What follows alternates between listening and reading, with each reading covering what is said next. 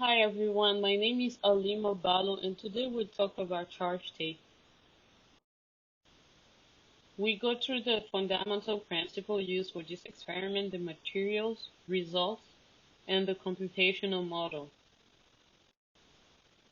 The purpose of this experiment is to determine approximately how much excess or deficient charge is on a piece of clear tape. We used Coulomb's law that quantifies the electric force between two charged particles at a distance r. For this experiment, we assumed that each tape had the same net force because they were charged the same way, and that they were treated as single point charge.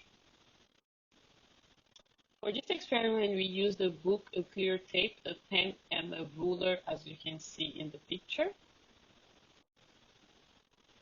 For the first experiment, two pieces of 0.2 meters tape sticky side down were put on top of each other.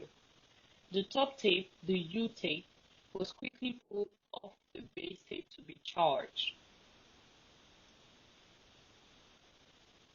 After the tape was charged and was brought to my hand or a book, we could see that the charged tape was attracted to them as well as a pen.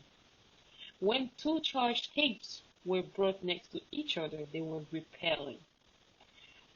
Here are some little clips of the actual experiment.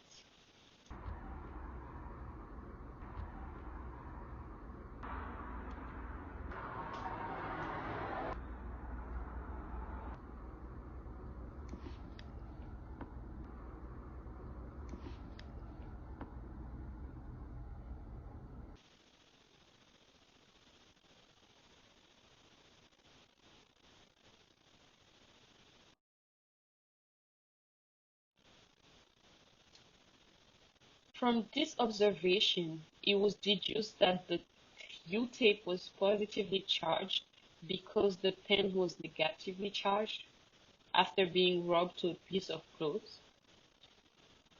Therefore, that means that the tape lost electrons while it was pulled off the base tape.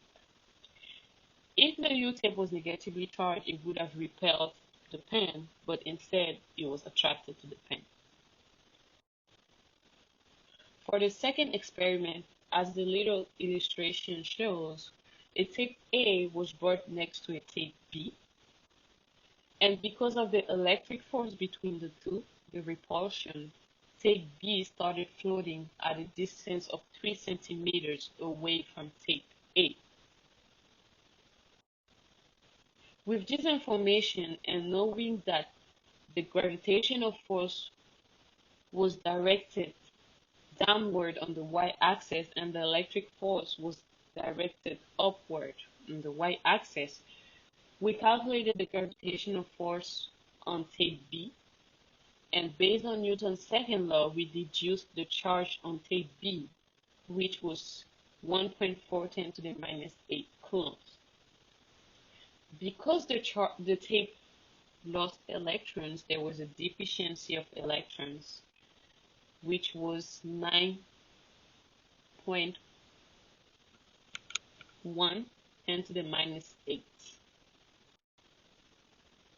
For the computational model, we use the same formulas as the previous slides, and we can see that the red point is represent tape A, and the blue point represents tape B.